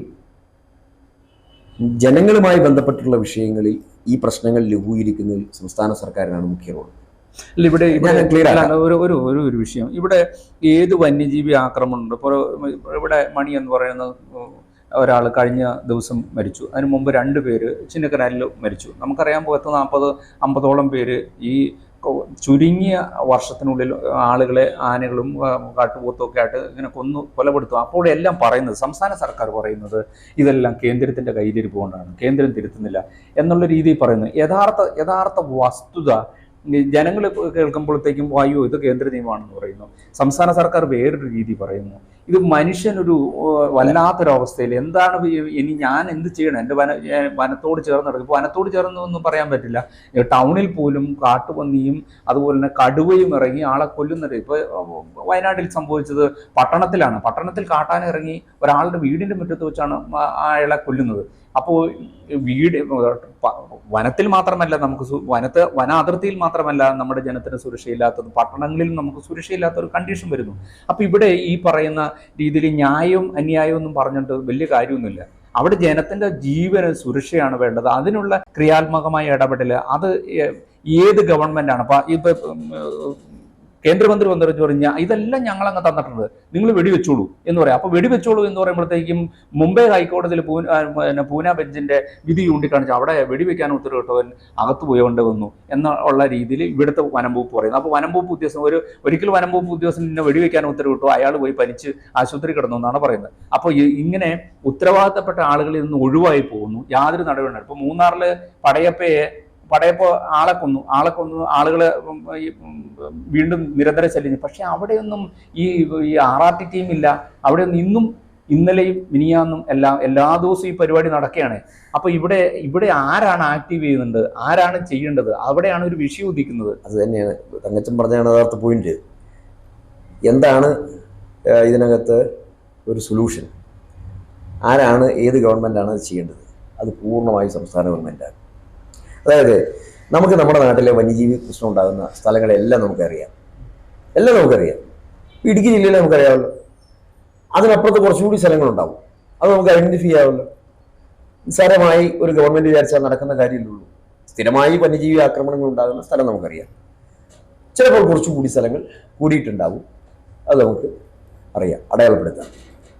അപ്പം അവിടെ ഈ വന്യജീവികൾ ഇറങ്ങാതിരിക്കാനുള്ള മാർഗമല്ലേ നോക്കേണ്ടത്? ഈ ആക്ടിവിറ്റീസ് എല്ലാം നടപ്പിലാക്കേണ്ടത് സംസ്ഥാന ഗവൺമെൻറ്റാണ്. അപ്പോൾ മറ്റു സംസ്ഥാനങ്ങളെ നമുക്ക് മാതൃകയാക്കാം. ഈ കാട്ടാന ശല്യം പരിഹരിക്കുന്നതിന് വേണ്ടി തമിഴ്നാട് ഗവൺമെൻറ് ഉൾപ്പെടെ നടപ്പിലാക്കിയിട്ടുള്ള പദ്ധതികൾ വളരെ മാതൃകാപരമാണ് എന്നാണ് പറയപ്പെടുന്നത്. വാൽപ്പാറ ഉൾപ്പെടെയുള്ള പ്രദേശങ്ങളിൽ അവർ നടത്തിയിട്ടുള്ള പരിശ്രമങ്ങൾ, ഇപ്പം വന്യമൃഗങ്ങളെ അവരുടെ മേഖലയിൽ തന്നെ കാട്ടിൽ തന്നെ നിലനിർത്തുന്നതിന് വേണ്ടിയിട്ടുള്ള ശ്രമങ്ങളൊക്കെ അവർ നടത്തിയിട്ടുണ്ടെന്ന് പറയുമ്പോൾ ഞാൻ പോയി കണ്ടിട്ടില്ല, ഞാൻ കേട്ട് മനസ്സിലാക്കിയിട്ടുള്ളത്. എന്ന് പറഞ്ഞാൽ നമുക്ക് മറ്റു സംസ്ഥാനങ്ങൾ, ഇപ്പം നമ്മുടെ കർണാടക ഗവൺമെന്റ് വലിയ മതിൽക്കെട്ടുകൾ സ്ഥാപിച്ചുകൊണ്ട് പണം മുടക്കി വന്യമൃഗങ്ങൾ ജനവാസ കേന്ദ്രങ്ങളിലേക്ക് ഇറങ്ങാതിരിക്കാനുള്ള നടപടി സ്വീകരിച്ചിട്ടുണ്ട് എന്നുള്ളതും വസ്തുതയാണ്. അപ്പൊ ഏതെല്ലാം നമ്മുടെ രാജ്യത്ത് തന്നെ മറ്റു സംസ്ഥാനങ്ങൾ ചെയ്തിട്ടുള്ള കാര്യങ്ങൾ നമ്മുടെ ഗവൺമെന്റിന് മാതൃകയാക്കാവുന്നുണ്ട്. ഞാൻ വേറൊരു കാര്യം പറയാം. മാങ്കുളം പഞ്ചായത്തിൽ ബഹുമാനപ്പെട്ട ഉമ്മൻചാണ്ടി സാർ ഭരിക്കുന്ന കാലയളവിലാണ് അവിടെ ക്രാഷ് ഗാർഡ് ഫെൻസിങ് കൊണ്ടുവരുന്നത്. ആ ക്രാഷ് ഗാർഡ് ഫെൻസിങ് ഫലപ്രദമാണ് എന്നുള്ളതാണ് എല്ലാവരുടെയും പറച്ചിൽ. എന്തുകൊണ്ട് എന്നാൽ അതിലേക്ക് നമുക്ക് മറ്റു മേഖലയിൽ വരാൻ, ഇപ്പം നമ്മൾ ഈ സോളാർ ഫെൻസിങ് പിടിച്ചുകൊണ്ട് നിൽക്കുകയാണ്. പണമില്ല എന്ന് പറഞ്ഞുകൊണ്ടാണ് വനംവകുപ്പ് നിൽക്കുന്നത്. അപ്പൊ സോളാർ ഫെൻസിങ് ഒന്നിനും പരിഹാരമാകുന്നില്ല. കുറച്ച് നാൾ കഴിയുമ്പോൾ അതങ്ങില്ലാണ്ട് കാഞ്ഞിര വേലിയും അടുത്ത ഏറ്റവും ലേറ്റസ്റ്റ് ഇന്ദിര അമ്മ മരിച്ചുപോയ സ്ഥലം, വളരെ വർഷങ്ങൾക്ക് മുമ്പ് സ്ഥാപിച്ച സോളാർ വേലികൾ നശിക്കപ്പെട്ടു. പിന്നെ അവിടെ പ്രതിവിധി ഉണ്ടായിട്ടില്ല. അപ്പോൾ ക്രാഷ് ഗാർഡ് ഫെൻസിങ് പോലെ, റെയിൽ ഫെൻസിങ് പോലെ ദീർഘകാലാടിസ്ഥാനത്തിൽ നിലനിൽക്കുന്ന സംരക്ഷണ മാർഗങ്ങൾ മാങ്കുളത്ത് പിന്നീട് കാട്ടാന ആക്രമണത്തിന്റെ പേരിൽ ആൾ മരണപ്പെട്ടിട്ടില്ല, പാമ്പ് കടിയേറ്റിട്ടാണ് ഈ അടുത്ത ആളുകളിലാണ്ട് ആരോ മരിച്ചു പോയിട്ടുള്ളത്. അപ്പോൾ അത് നമ്മളെ സംബന്ധിച്ചിടത്തോളം നമ്മുടെ ഗവൺമെന്റ് തന്നെ നടപ്പിലാക്കിയതാണ്, കേരള ഗവൺമെന്റ് നടപ്പിലാക്കിയ. അപ്പൊ എന്തുകൊണ്ട് ഇതിനുവേണ്ടി പണം മുടക്കുന്നില്ല? ഇതിനുവേണ്ടി കേരള സർക്കാരിന്റെ പ്രയോറിറ്റി വരുന്നില്ല. അതാണ് ഞാൻ ഈ കാര്യത്തിൽ പറയുന്നത്. ഇതിപ്പോൾ ഒരു രാഷ്ട്രീയ അടിസ്ഥാനത്തിൽ ഞാൻ പറയുന്നതാണെന്ന് വിചാരിക്കേണ്ട. ഇടതുപക്ഷ ഗവൺമെന്റ് 8 വർഷക്കാലമായി കേരളം ഭരിക്കുന്നു, പിണറായി വിജയൻ ഗവൺമെന്റ്. ഈ ഗവൺമെന്റ് വന്നതിന് ശേഷമാണ് ഇത്രയും രൂക്ഷമായ വന്യജീവി ആക്രമണം നമ്മുടെ ജില്ല ഉൾപ്പെടെ ഏറ്റുവാങ്ങിയിട്ടുള്ളത്. ഒരു പ്രതിവിധിയും അക്കാര്യത്തിൽ ശാസ്ത്രീയമായിട്ട് ഉണ്ടായിട്ടില്ല എന്നുള്ളതാണ് ഒന്നാമത്തെ വസ്തുത. ജനങ്ങളുടെ ജീവനും സ്വത്ത്, ഇത് വർഷങ്ങളായി നമ്മൾ വീട് വെച്ച് താമസിക്കുന്ന പ്രദേശങ്ങളിലേക്ക് കാട്ടാനക്കൂട്ടങ്ങൾ, വന്യമൃഗങ്ങൾ, കാട്ടുപന്നികൾ ഇതെല്ലാം ഇറങ്ങുമ്പോൾ കേന്ദ്രം പറയുന്നത് ചീഫ് വൈൽഡ് ലൈഫ് വാർഡന് അധികാരം കൊടുത്തിട്ടുണ്ട്. അതിന് ആനുപാതികമായി റിപ്പോർട്ട് ഉണ്ടാക്കിയാൽ മാത്രം മതി. അപ്പൊ അതിലേക്ക് ഈ ഉദ്യോഗസ്ഥന്മാർക്ക് കോൺഫിഡൻസ് കൊടുത്തുകൊണ്ട് ഉദ്യോഗസ്ഥന്മാർക്ക് അതിനുള്ള അവകാശമാണെങ്കിൽ അങ്ങനെ, ഇനി അതല്ലെങ്കിൽ പഞ്ചായത്ത് പ്രസിഡന്റുമാർക്ക് നൽകിയിട്ടുള്ള അധികാരമാണ്. ഇപ്പൊ വൈൽഡ് ലൈഫ് വാർഡൻ പഞ്ചായത്ത് പ്രസിഡന്റുമാർക്ക് ഈ അധികാരം കൈമാറിയിട്ടുണ്ട്. അപ്പം അതിനുള്ള കോൺഫിഡൻസ് കൊടുത്തുകൊണ്ട് അതിനുള്ള നടപടികൾ സ്വീകരിക്കാനുള്ള ആ ഒരു ഫ്രീ ഹാൻഡ് കൊടുക്കാനുള്ള ഒരു ശേഷി കേരള സർക്കാരിന് ഇല്ലാതെ പോയിട്ട് ഈ പ്രശ്നമുണ്ട്. പ്രതിരോധ മാർഗങ്ങൾ യാതൊന്നും സൃഷ്ടിക്കാത്തതിന്റെ അനുഭവം നമ്മുടെ മുൻപിലുണ്ട്. കാരണം ഇത് നമ്മൾ ക്രിയേറ്റീവായി ഈ വന്യജീവി സംഘർഷം പരിഹരിക്കുന്നതിന് വേണ്ടി എന്ത് നടപടി സ്വീകരിച്ചു? ഇപ്പം നമ്മുടെ ജില്ലയിൽ നമുക്കറിയാമല്ലോ എന്ത് സ്വീകരിച്ചു. RRTയുടെ കാര്യം തങ്കച്ചൻ പറഞ്ഞു. തീർച്ചയായും ഒരു പ്രാക്ടിക്കൽ സൊല്യൂഷനാണ് RRT. 6 മാസം മുമ്പ് മൂന്നാറിൽ RRT പ്രഖ്യാപിച്ചതാണ്. സ്പെഷ്യൽ RRT, 2 RRT അവിടെയുണ്ട് ഇപ്പം നിലവിൽ. ഒരെണ്ണം സാന്തമ്പാറ ചിന്നക്കനാൽ മേഖലയിലേക്കും ഒരെണ്ണം മൂന്നാർ മേഖലയിലേക്കും എന്നുള്ളതാണ്. പക്ഷെ അതുകൊണ്ടൊന്നും ഒരു പരിഹാരമാവുന്നില്ല എന്നുള്ളത് നമ്മുടെ അനുഭവമാണല്ലോ. അപ്പൊ മൂന്നാമതൊരു RRT കൂടി അവിടെ ഉണ്ടാവണം എന്നുള്ള ഒരു തീരുമാനം 6 മാസം മുമ്പ് പ്രഖ്യാപിച്ച ഇതുവരെയും ഫലപ്രാപ്തിയിലെത്തില്ല. കഴിഞ്ഞ ദിവസവും നമ്മുടെ അവിടെ മൂന്നാറിലൊരു അവലോകന യോഗം ഞാനും പങ്കെടുത്തിരുന്നു. അതിലും തീരുമാനമൊന്നുമായിട്ടില്ല, ഉടനെ തന്നെ വരും എന്നുള്ളതാണ് അവർ പറയുന്നത്. പിന്നെ RRTയുടെ വേറൊരു പ്രശ്നം, ഈ ഫോറസ്റ്റ് ഡിപ്പാർട്ട്മെന്റിൽ ഉള്ള സാധാ ഉദ്യോഗസ്ഥന്മാർ തന്നെയാണ് RRT. ഇപ്പം ഞാൻ ഫോറസ്റ്റ് വാച്ചർ അല്ലെങ്കിൽ ഗാർഡാണ് എന്ന് വിചാരിക്കുക, ഞാൻ RRT ആണ്. അപ്പോൾ RRTയുടെ ആവശ്യം വരുമ്പോൾ ഞാൻ അതിന് പോകണം, മറ്റാവശ്യം വരുമ്പോൾ അതിനും പോകണം. എന്നാൽ പോലീസ് ഡിപ്പാർട്ട്മെന്റിൽ സ്പെഷ്യൽ ബ്രാഞ്ച് ഉണ്ട്, ക്രൈം ബ്രാഞ്ച് ഉണ്ട്, ഇങ്ങനെ പല പല വിഭാഗങ്ങളുണ്ട്. ഈ RRT എന്ന് പറയുന്നതാണ് ഇതിനകത്ത് ഏറ്റവും ഫലപ്രദമായി മനുഷ്യനാവശ്യമുള്ള കാര്യം. ഈ RRTയെ ഒരു സ്പെഷ്യൽ വിങ്ങാക്കി നിലനിർത്താൻ പാടില്ലേ? അതിന്റെ തീരുമാനത്തിലേക്ക് സംസ്ഥാന ഗവൺമെന്റ് എത്താൻ പാടില്ലേ? വെറുതെ RRT എന്ന് പറഞ്ഞാൽ RRT രൂപീകരിക്കുന്നത് നമ്മൾ പിന്നെ ആരും അന്വേഷിക്കാൻ പോകാറില്ല, RRT ഉണ്ടായോ ഇല്ലയോ എന്നുള്ളത്. അടുത്ത ആക്രമണം വരുമ്പോഴാണ് RRT എന്ത് ചെയ്യുന്നത് മിക്കവാറും ചോദിക്കുക. അപ്പൊ അത് ഒന്നും നടപ്പിലാവുന്നില്ല അവിടെ. അപ്പൊ അതൊരു വലിയ ഗുരുതരമായ വീഴ്ചയാണ് സംസ്ഥാന ഗവൺമെന്റ് ഇക്കാര്യത്തിൽ സംഭവിച്ചിട്ടുള്ളത്. അപ്പോൾ പറയുന്ന വാക്കുകൾ നീതിപൂർവമുണ്ടെന്നും യാതൊരു നടപടിയും ഉണ്ടായിട്ടില്ല എന്നുള്ളത് വസ്തുതാപരമായി കേരളത്തിൽ തെളിയിക്കപ്പെടുകയാണ്. കേന്ദ്ര ഗവൺമെന്റിനെ സംബന്ധിച്ചിടത്തോളം ഈ വനം ഫോറസ്റ്റുമായി ബന്ധപ്പെട്ട കാര്യങ്ങളിലും അതുപോലെ മറ്റ് നിയമപരമായ കാര്യങ്ങൾ എന്ന് വെച്ച് കഴിഞ്ഞാൽ ഇപ്പം ബഫർ സോൺ, ESA, അങ്ങനെയുള്ള ഏത് നോട്ടിഫിക്കേഷൻസ് ആണെങ്കിലും അതെല്ലാം സംസ്ഥാന ഗവൺമെന്റ് ശുപാർശകളാണ്. കേന്ദ്രം അതിനകത്തൊരു വള്ളിയോ പുള്ളിയോ കുത്തോ കോമോ ഒന്നും ചേർക്കാറില്ല. സംസ്ഥാനം കൊടുക്കുന്ന ശുപാർശ അതേപടി അംഗീകരിക്കും. നമുക്ക് ആവശ്യമുള്ള നമ്മൾ എടുത്തോണം. അങ്ങനെയാണല്ലോ ഇപ്പം നാഷണൽ പാർക്കിനും വന്യജീവി സങ്കേതത്തിനും ചുറ്റളവിൽ 0 മുതൽ 10 കിലോമീറ്റർ വരെ ബഫർ സോൺ നിശ്ചയിക്കാം എന്ന് പറഞ്ഞാൽ 0 നിശ്ചയിക്കാം നമുക്ക്. ആ സ്വാതന്ത്ര്യം സംസ്ഥാന ഗവൺമെന്റുകൾ ഉപയോഗിച്ചോണം. ആ സ്വാതന്ത്ര്യം ഉപയോഗിക്കേണ്ടടുത്ത് 1 കിലോമീറ്റർ ബഫർ സോൺ എന്ന് പറഞ്ഞ് ശുപാർശ കൊടുത്തത് കേരള ഗവൺമെന്റ് അല്ലേ? അവസാനം സുപ്രീം കോടതിയിൽ ഒരു റിവ്യൂ പെറ്റീഷൻ, സാധാരണ സുപ്രീം കോടതി റിവ്യൂ പെറ്റീഷൻ എടുക്കാറില്ല. നമ്മളെ എന്താ ഭാഗ്യം കൊണ്ട് റിവ്യൂ പെറ്റീഷനിൽ സുപ്രീം കോടതി ആ ഇളവ് അനുവദിച്ചു. അപ്പൊ കൊടുത്ത കരട് വിജ്ഞാപനങ്ങളെല്ലാം പിൻവലിച്ച് അത് മാറ്റി കൊടുക്കാൻ വേണ്ടി തീരുമാനമാകുന്നു. അപ്പോൾ അങ്ങനെ തീരുമാനമായിട്ടും മതികെട്ടാൻ ചോലയിൽ അന്തിമ വിജ്ഞാപനം ആയ മതികെട്ടാൻ ചോലയിൽ അത് അതേപടി നിൽക്കുന്നു. 1 കിലോമീറ്റർ അവിടെ ബഫർ സോണാണ്. ആ 1 കിലോമീറ്റർ ബഫർ സോൺ എന്ന് പറഞ്ഞാൽ അവിടെ വന്യജീവികൾക്കും കടന്നു വരാം. ബഫർ സോണിന് അപ്പുറത്തേക്ക് അത് മാറ്റണ്ടേ? 0 ബഫർ സോണാക്കി തമിഴ്നാട് നിലനിർത്തിയപ്പോൾ നമ്മൾ ഇപ്പോഴും കേരള ഗവൺമെന്റ് ആരും പാലിച്ചത്? സംസ്ഥാന ഗവൺമെന്റിനെ മാത്രം പാലിച്ചില്ലേ? അപ്പൊ ഇങ്ങനെയുള്ള പിന്നെ ചിന്നക്കനാലിൽ റിസർവ് ഫോറസ്റ്റ് എന്താവശ്യം? ജനങ്ങൾ താമസിക്കുന്നിടത്ത് റിസർവ് ഫോറസ്റ്റ് പ്രഖ്യാപിച്ച് ആ നടപടികൾ നിർത്തിവെപ്പിക്കുമെന്ന് പറഞ്ഞിട്ട് നിർത്തിവെപ്പിച്ചില്ലല്ലോ. ചെങ്കുളത്ത് റിസർവ് ഫോറസ്റ്റ്. അപ്പൊ കൂടുതൽ വനമേഖല സംസ്ഥാന ഗവൺമെന്റിന്റെ പ്രപ്പോസൽ അല്ല, കേന്ദ്രത്തിന്റെ അല്ലല്ലോ. സംസ്ഥാന ഗവൺമെന്റിൽ ഇതെല്ലാം ഈ നിർദ്ദേശങ്ങൾ കൊടുത്ത് ഇതെല്ലാം അംഗീകരിപ്പിച്ച് എത്ര റിസർവ് ഫോറസ്റ്റുകൾ ഈ ഗവൺമെന്റ് തന്നെ നടപ്പിലാക്കി. അപ്പൊ ഇത് ഗൂഢാലോചനയുണ്ട്. അപ്പൊ ഈ ഒരു അജണ്ടയുടെ പുറത്ത് സഞ്ചരിക്കുന്ന ഒരു ഗവൺമെന്റായി ഈ ഗവൺമെന്റ് മാറിയിരിക്കുന്നു എന്നതാണ്. ഇപ്പൊ HRML പദ്ധതി എന്ന് പറഞ്ഞുകൊണ്ട് ഇവിടെ നടക്കുന്നത് ഭൂവനാണ് എന്ന് വെച്ച് കഴിഞ്ഞാൽ വിവരാവകാശ രേഖ അനുസരിച്ച് കിട്ടിയ രേഖകളാണ് കഴിഞ്ഞ ദിവസം ഞങ്ങളുടെ ഒരു DCC സെക്രട്ടറി പുറത്തുവിട്ടത്. ഈ ഗവൺമെന്റ് നടപ്പിലാക്കി ഇപ്പം ഹൈറേഞ്ച് ലാൻഡ്സ്കേപ്പ് പദ്ധതി എന്നൊക്കെ പറഞ്ഞുകൊണ്ട് അങ്ങനെ ഒരു പദ്ധതി UDF ഗവൺമെന്റിന്റെ കാലത്ത് എന്തെല്ലാം ആക്ഷേപങ്ങളായിരുന്നു എന്നൊക്കെ പറഞ്ഞുകൊണ്ട് HRML പദ്ധതി നടപ്പിലാക്കുന്നു അത് ഇത് എന്നൊക്കെ പറഞ്ഞുകൊണ്ട് എന്താ UDF ചെയ്ത്? ഒന്നും ചെയ്തിട്ടില്ല. ഇവർ ഈ ഗവൺമെന്റ് കാലത്ത് നടപ്പിലാക്കിയ അതിന്റെ പേരിൽ നടപ്പിലാക്കിയ രേഖകളാണ് കഴിഞ്ഞ ദിവസം പുറത്തു വന്നത്. അപ്പൊ ഇതെല്ലാം ഒരു വനവൽക്കരണം തന്നെയാണ്. അപ്പൊ അത് എന്താണ് ഇവർ ഉദ്ദേശിക്കുന്നത് അതിനകത്ത്? അപ്പൊ ഇത് യാതൊരു കൺസേണും സാധാരണക്കാരനെ സംബന്ധിച്ചിടത്തോളം, ഈ ജില്ലയെ സംബന്ധിച്ചിടത്തോളം, കൃഷിക്കാരെ സംബന്ധിച്ചിടത്തോളം ഈ ഗവൺമെന്റ് ഉണ്ടെന്ന് എനിക്ക് തോന്നുന്നില്ല. അങ്ങനെയാണെങ്കിൽ ഈ പറയപ്പെടുന്നത് പോലെ വന്യമൃഗങ്ങളെ കയറൂരി വിടുന്ന ഒരു സംവിധാനത്തിലേക്ക് ഇവർ പോകുമായിരുന്നില്ല. എത്രയോ ഇടപെടൽ നടത്താമായിരുന്നു. ഇപ്പൊ ഈ പറയപ്പെടുന്ന വനംവകുപ്പിന് വാഹനം പോലും ഇല്ല എന്ന് പറയുന്നു. ആരാ ഉത്തരവാദി? ഇപ്പൊ ഞാനൊക്കെ ജനപ്രതിനിധി എന്നുള്ള നിലയ്ക്ക് പലപ്പോഴും പല കാര്യങ്ങളിലും ബന്ധപ്പെടുമ്പോൾ അവർ പറയും ഞങ്ങളുടെ കയ്യിൽ വാഹനം പോലും ഇല്ല സാറേ. ആരാ ഉത്തരവാദി? അപ്പൊ അതൊരു തികഞ്ഞ ഉത്തരവാദിത്വരാഹിത്യവും കൃത്യവിലോപവും ഇവരുടെ എല്ലാ നടപടികളിലും പ്രകടമാണ് എന്നുള്ളത് വസ്തുതയാണ്. അപ്പൊ അത് ആ ഒരു തെറ്റുകുറ്റങ്ങളുടെ പേരിലാണ് ഇതെല്ലാം ആവർത്തിക്കപ്പെടുന്നത്. ഈ കാഞ്ഞിരമീനിയൊക്കെ എത്രയോ എന്താ പറയുക, വളരെ കുറച്ച് ആളുകളെ അവിടെ ഉള്ളൂ. വളരെ പാവപ്പെട്ടവരാണ് ഇപ്പോൾ താമസിക്കുന്നത്. അല്ലാത്തവരെല്ലാം സൗകര്യമുള്ളവരെല്ലാം നാട് വിട്ടുപോയി.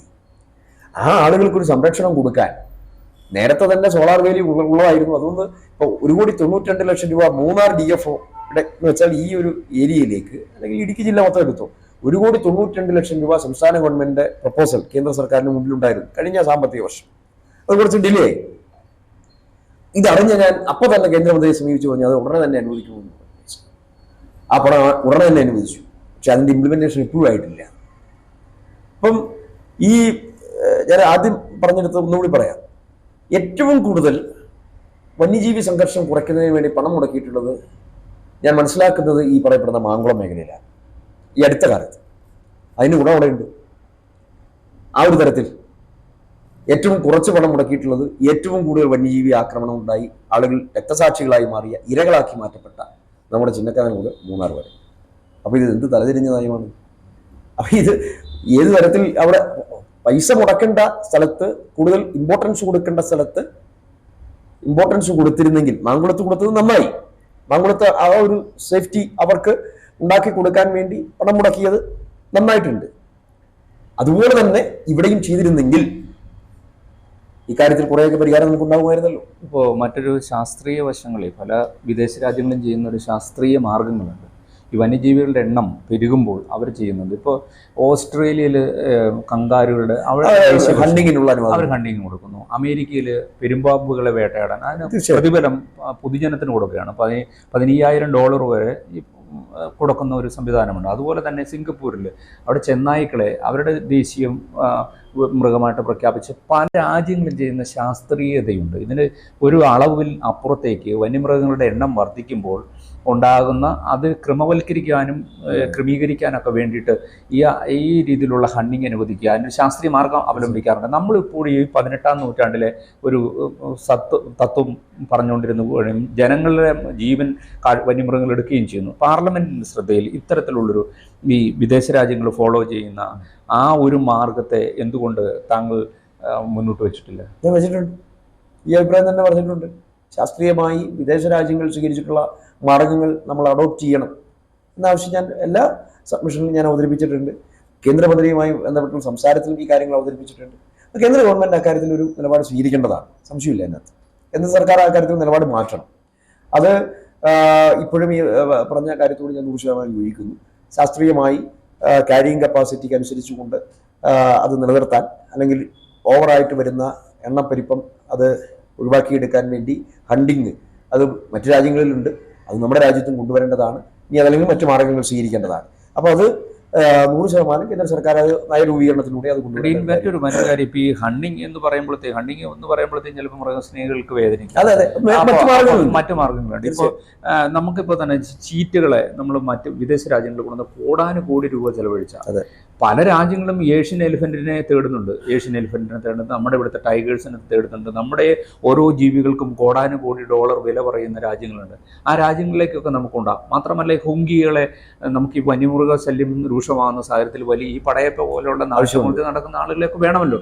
അപ്പോൾ ഇതിലേക്കൊന്നും ഈ കടക്കാത്തതിൻ്റെ കാരണം ഇതിനൊരു അജണ്ട, എന്തോ ഒരു അജണ്ട ഈ നമ്മുടെ ഈ മലയോര മേഖലയിലെ ജനവാസ കേന്ദ്രങ്ങളെ ഇല്ലാതാക്കാനുള്ള എന്തെങ്കിലും ഒരു അജണ്ട സംസ്ഥാന സർക്കാർ വെച്ച് കൊടുക്കുന്നുണ്ട് താങ്കൾക്ക് തോന്നുന്നുണ്ടോ? തീർച്ചയായിട്ടും ഈ കാര്യത്തിൽ നമ്മുടെ ജില്ലയുമായി ബന്ധപ്പെട്ട് വനവൽക്കരണവുമായി ബന്ധപ്പെട്ട് നടത്തിയിട്ടുള്ള ഗൂഢമായ അജണ്ട അത് 100% ഈ ജില്ല ഒറ്റക്കെട്ടായി അതിനെതിരെ പ്രതികരിക്കേണ്ട ഒരു വിഷയം തന്നെയാണ്. അതെന്തിനാണ് ഇന്നത്തെ കാലഘട്ടത്തിൽ ദേശീയ ശരാശരിക്ക് അപ്പുറത്ത് ആണ് കേരളത്തിൻ്റെ വനമേഖല, വനവിസ്തൃതി. രാജ്യത്ത് ഏറ്റവും കൂടുതൽ ശരാശരി വനവിസ്തൃതിയുള്ള ഒരു സംസ്ഥാനമാണ് കേരളം. എന്തിനാണ് പുതിയ പുതിയ വനമേഖലകൾ സൃഷ്ടിക്കുന്നത്? അത് ഗൂഢമല്ലേ? അത് എല്ലാത്തിനും അപ്പുറത്തുള്ള ഒരു ഒരു ഒരു ഒരു ഒരു തെളിവായി നമ്മുടെ മുമ്പിൽ ഇങ്ങനെ നിൽക്കുകയാണ്. ഈ ഗവൺമെൻറ്റിൻ്റെ ഒരു പാളിച്ചയായി ഈ ഗവൺമെൻറ് ഇക്കാര്യത്തിൽ വെച്ച് പുലർത്തിയിട്ടുള്ള ഒരു ഒരു ഒരു തോന്നിയവാസപരമായിട്ടുള്ള ഒരു നടപടിയായിട്ടാണ് ഞാൻ അതിനെ കാണുന്നത്. ഒരു കാരണവശാലും നമുക്ക് അംഗീകരിക്കാൻ പറ്റുന്ന ഒരു കാര്യം. അപ്പോൾ അത് സംസ്ഥാന ഗവൺമെൻറ് ഇക്കാര്യത്തിൽ യാതൊന്നും ചിന്തിച്ചിട്ടില്ലെന്നും അല്ലെങ്കിൽ ജനപക്ഷപരമായ ഒരു നിലപാട് ഗവൺമെൻറ് അതിനെക്കുറിച്ച് ഗൗരവത്തിലെടുത്തിട്ടില്ല എന്നുള്ളതിൻ്റെ ഒരു തെളിവ് തന്നെയാണ്. പിന്നെ കേന്ദ്ര ഗവൺമെൻറ്റുമായി ബന്ധപ്പെട്ടിട്ടുള്ള ഇവിടെ നമ്മൾ ചർച്ച ചെയ്ത വിഷയം വളരെ നാളുകളായി തന്നെ നമ്മൾ ഉന്നയിച്ചുകൊണ്ടിരിക്കുന്ന ഒരു കാര്യം തന്നെയാണ്. ഏറ്റവും കൂടുതൽ ഊന്നൽ നൽകിക്കൊണ്ട് കേന്ദ്ര സർക്കാരിന് മുമ്പാകെ ആ പ്രശ്നം തന്നെയാണ് നമ്മൾ അവതരിപ്പിച്ചിട്ടുള്ളത്. 1% പോലും അക്കാര്യത്തിൽ ഞാൻ വിട്ടുവീഴ്ച ചെയ്തിട്ടില്ല. അതുകൊണ്ടാണ് ഞാൻ പ്രൈവറ്റ് മെമ്പർ ബില്ല് പോലും അക്കാര്യത്തിൽ അവതരിപ്പിച്ചത്. കാരണം പ്രൈവറ്റ് മെമ്പർ ബില്ല് വന്നപ്പോൾ അതൊരു അംഗത്തിൻ്റെ ഒരു എന്താ പറയുക ഒരു റൈറ്റാണ്. അത് പാർലമെന്റ് നടപടിയുടെ ഭാഗമായി. അതുകൊണ്ട് തീർച്ചയായും ഗവൺമെന്റിനെ ശ്രദ്ധ ക്ഷണിക്കാനുള്ള ഏറ്റവും നല്ലൊരു മാർഗമാണ് അത്. ആ ഒരു തരത്തിൽ തന്നെ ഗവൺമെന്റിലേക്ക് ആ കാര്യങ്ങൾ കൊണ്ടുവരുന്നത് നമ്മുടെ സംസ്ഥാനത്തിന്റെ വിഷയമാണ്, അല്ലെങ്കിൽ സംസ്ഥാനത്തിന്റെ ഒരു സാഹചര്യമാണ് ഇത് എന്നുള്ളത് നമുക്കറിയാം. ചിലപ്പോൾ മറ്റു സംസ്ഥാനത്തിൽ ചിലപ്പോൾ ഈ സാഹചര്യം ഉണ്ടായിരുന്നിരിക്കില്ലായിരിക്കാം. അപ്പൊ സംസ്ഥാന ഗവൺമെന്റ് കൂടി ഈ കാര്യത്തിൽ ഏറ്റവും സജീവമായ ഒരു ഇടപെടൽ നടത്തണ്ടേ. ഏറ്റവും ദൗർഭാഗ്യകരം, ദുഃഖകരം എന്ന് പറയുന്നത് 8 വർഷം മുഖ്യമന്ത്രിയായ സംസ്ഥാന മുഖ്യമന്ത്രി അല്ലെങ്കിൽ ആ സ്ഥാനത്തിരിക്കുന്ന ശ്രീ പിണറായി വിജയൻ ഈ വിഷയത്തിൽ എത്ര പ്രാവശ്യം കേന്ദ്രത്തെ സമീപിച്ചിട്ടുണ്ട്? ഒരു പ്രാവശ്യം പോലുമില്ല. അതൊരു ഏറ്റവും ഖേദകരമായ ഒരു കാര്യമല്ലേ? ഇതൊരു നമ്മുടെ സംസ്ഥാനത്തിന്റെ ഏറ്റവും അതിജീവന പ്രശ്നമാണിത്.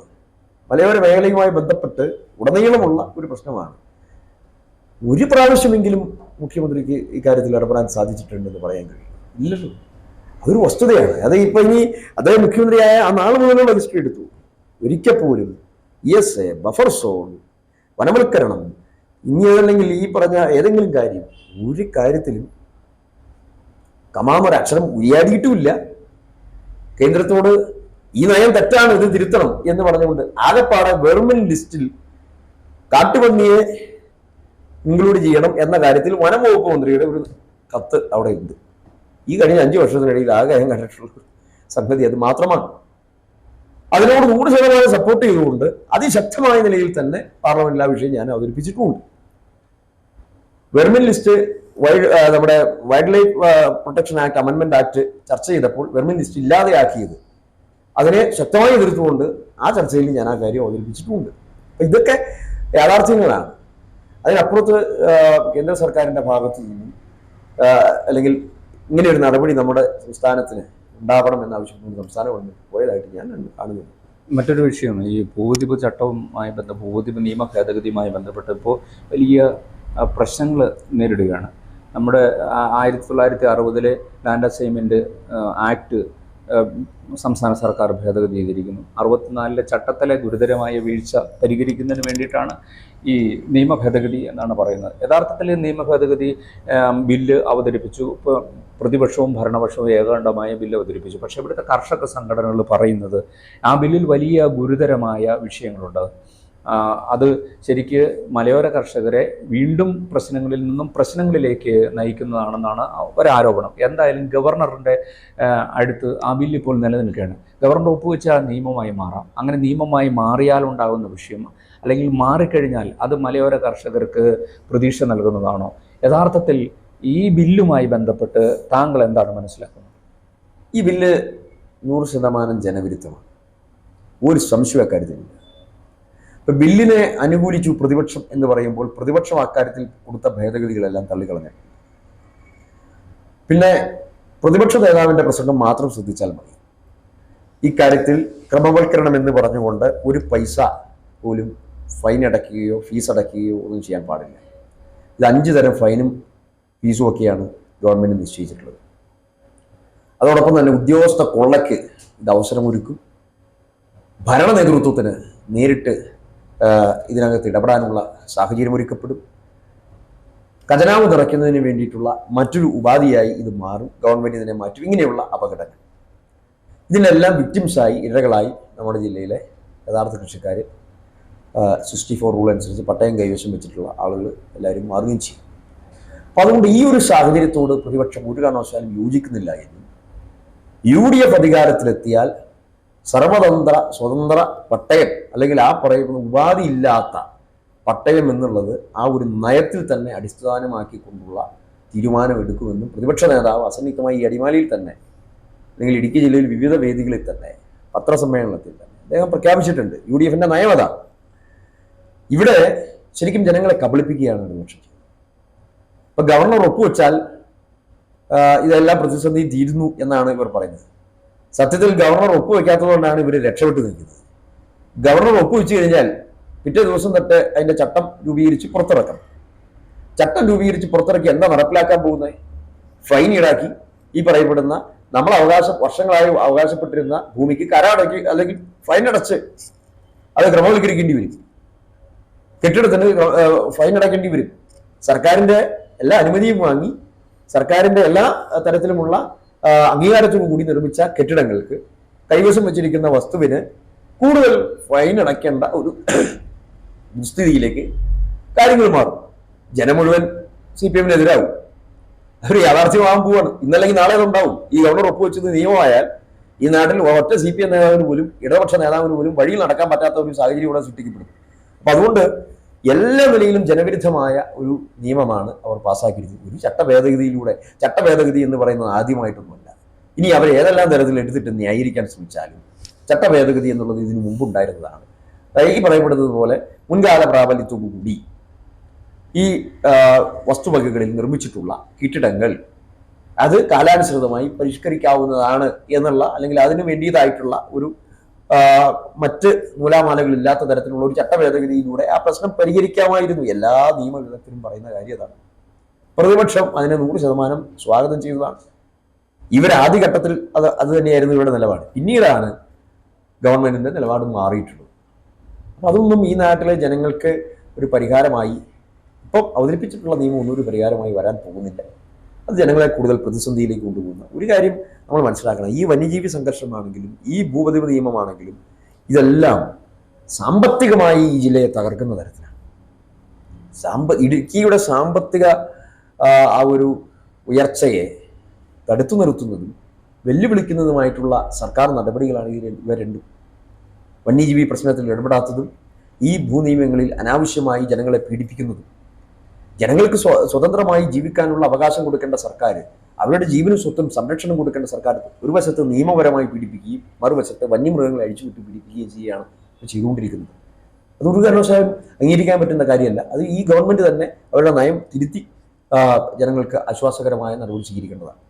അവസാനം ഈ തെരഞ്ഞെടുപ്പിനെ വീണ്ടും നേരിടുകയാണല്ലോ ഡീൻ കുര്യാക്കോസ്. നമ്മുടെ ഈ ലോക്സഭാ മണ്ഡലത്തിലെ വോട്ടർമാരോട് അങ്ങേക്ക് എന്താണ് പറയാനുള്ളത്? എന്നെ സംബന്ധിച്ചിടത്തോളം ഞാൻ 100% ശുഭാപ്തി വിശ്വാസിയാണ്. ഞാൻ സത്യസന്ധമായ കാര്യങ്ങളിൽ ഇടപെട്ടിട്ടുണ്ട്. ജില്ലയിലെ പൊതുവിഷയങ്ങളിലെല്ലാം ഒരു ഇടുക്കിക്കാരൻ എന്നുള്ള വികാരത്തോടു കൂടി തന്നെ പാർലമെന്റിൽ പ്രശ്നങ്ങൾ അവതരിപ്പിച്ചു. മുല്ലപ്പെരിയാർ പ്രശ്നം വന്നപ്പോഴും, അതുപോലെ ബഫർ സോൺ വിഷയം വന്നപ്പോഴും, അതുപോലെ വിലത്തകർച്ചയുടെ പ്രശ്നങ്ങൾ വന്നപ്പോഴും, അതുപോലെ ഭൗതികമായ വികസന കാര്യങ്ങളിൽ ഒരു തുടർച്ച ഉണ്ടാകണം എന്നുള്ള നിലയിൽ ഒക്കെ തന്നെ ജനപക്ഷ നിലപാട് സ്വീകരിച്ചുകൊണ്ട് ഞാൻ മുന്നോട്ട് പോയിട്ടുണ്ട്. ഞാൻ മുമ്പ് സൂചിപ്പിച്ചതുപോലെ പുതിയ തലമുറയ്ക്ക് ആത്മവിശ്വാസം കൊടുക്കുന്ന പദ്ധതികളാണ് ഞാനിവിടെ അവതരിപ്പിച്ചതല്ല. അതിനെ എല്ലാ നിലയിലും മുന്നോട്ട് നയിക്കേണ്ടതായിട്ടുണ്ട്. തീർച്ചയായിട്ടും ഒരവസരം കൂടി നൽകിയാൽ ഇതിലെല്ലാം ഒരു പൂർണ്ണത കൈവരിക്കുന്ന ഒരു തരത്തിലേക്ക് കാര്യങ്ങൾ മാറും. അത് നമ്മുടെ ജില്ലയുടെ മുഖച്ഛായം മാറ്റുകയും നല്ല തരത്തിൽ തന്നെ കാര്യങ്ങൾ മുന്നോട്ട് കൊണ്ടുപോകാനുള്ള ഒരു സാഹചര്യം ഇവിടെ സൃഷ്ടിക്കുകയും ചെയ്യും. അതോടൊപ്പം തന്നെ ജനകീയ വിഷയങ്ങളിൽ സർക്കാരിൻ്റെ ഭാഗത്തു നിന്നും തിരുത്തപ്പെടേണ്ടവർ തിരുത്തപ്പെട്ട്, നയപരമായി തിരുത്തപ്പെടേണ്ടവർ തിരുത്തപ്പെട്ടാൽ ഏറ്റവും നല്ല ഒരു സാമൂഹിക അന്തരീക്ഷത്തിൽ നമുക്ക് നമ്മുടെ നാടിനെ മുന്നോട്ട് നയിക്കാനുള്ള ഒരു സാഹചര്യം ഒരുക്കപ്പെടും. സർവോപരി ഒരു മതനിരപേക്ഷ ഗവൺമെൻറ് ഇന്ത്യ രാജ്യത്ത് അധികാരത്തിൽ വരും. രാജ്യത്തിൻ്റെ രാഷ്ട്രീയ സ്ഥിതിഗതികൾ മാറിക്കൊണ്ടിരിക്കുകയാണ്. ഇന്ത്യൻ ഭരണഘടന നിലനിന്നെങ്കിൽ മാത്രമേ നമുക്കെല്ലാവർക്കും ജീവിക്കാനുള്ള സ്വാതന്ത്ര്യമുള്ളൂ. ന്യൂനപക്ഷങ്ങളും പാർശ്വവൽക്കരിക്കപ്പെട്ടവരുമൊക്കെ വലിയ തരത്തിൽ ഇന്ന് ഏറ്റവും കൂടുതലായി ബുദ്ധിമുട്ട് അനുഭവിച്ചുകൊണ്ടിരിക്കുകയാണ്. അപ്പോൾ ഈ ഗവൺമെൻറ്, ദേശീയ ഗവൺമെൻറ് വരുത്തി വച്ചിരിക്കുന്ന ആ രംഗത്തെ ഭീഷണിയാണ് ഇന്ന് ഈ രാജ്യം നേരിടുന്ന ഏറ്റവും വലിയ വിപത്ത്. അതിനൊരു മാറ്റമുണ്ടാക്കാൻ ഇന്ത്യൻ നാഷണൽ കോൺഗ്രസ് നേതൃത്വം കൊടുക്കുന്ന ഇന്ത്യ മുന്നണിക്ക് മാത്രമേ സാധിക്കത്തുള്ളൂ. കോൺഗ്രസ് ഒരു യാഥാർത്ഥ്യമായി, അല്ലെങ്കിൽ ഇന്ത്യ മുന്നണി തന്നെ ഒരു യാഥാർത്ഥ്യമായി മുന്നോട്ട് വരേണ്ടതായിട്ടുണ്ട്. ശ്രീ രാഹുൽ ഗാന്ധി രാജ്യത്തിൻ്റെ പ്രധാനമന്ത്രിയാകണമെന്നുള്ളതാണ് മതേതര ജനാധിപത്യ വിശ്വാസികളുടെ ആഗ്രഹം. അതുകൊണ്ട് തീർച്ചയായും കോൺഗ്രസ് നേതൃത്വത്തിലുള്ള ഒരു മുന്നണി ഗവൺമെൻറ് യാഥാർത്ഥ്യമാകുന്നതിന് വേണ്ടി എല്ലാവരുടെയും ഒരു അംഗീകാരം ഈ തെരഞ്ഞെടുപ്പിൽ നമുക്ക് ലഭിക്കണം, അല്ലെങ്കിൽ അതിനനുസരിച്ചുള്ള ഒരു അനുഗ്രഹ ആശീർവാദങ്ങൾ ഉണ്ടാവണം എന്നുള്ള ഒരു അഭ്യർത്ഥനയാണ് ഇടുക്കിയിലെ വോട്ടർമാരോട് ഒരിക്കൽ കൂടി എനിക്ക് അഭ്യർത്ഥിക്കാം. ഫേസ് ടു ഫേസിൽ ഇത്രയും നേരം അതിഥിയായി സംസാരിച്ചത് അഡ്വക്കേറ്റ് ഡീൻ കുര്യാക്കോസ്, ഇടുക്കി MP ആണ്. വളരെയധികം നന്ദി.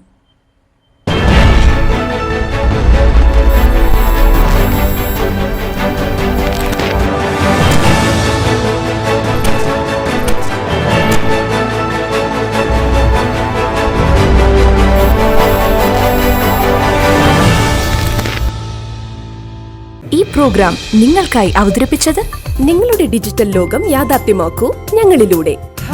ജില്ലയിലെ ഏറ്റവും വലിയ ഗൃഹോപകരണ വിതരണ ശൃംഖല ഹൈ റേഞ്ച് ഹോം അപ്ലയൻസസ്.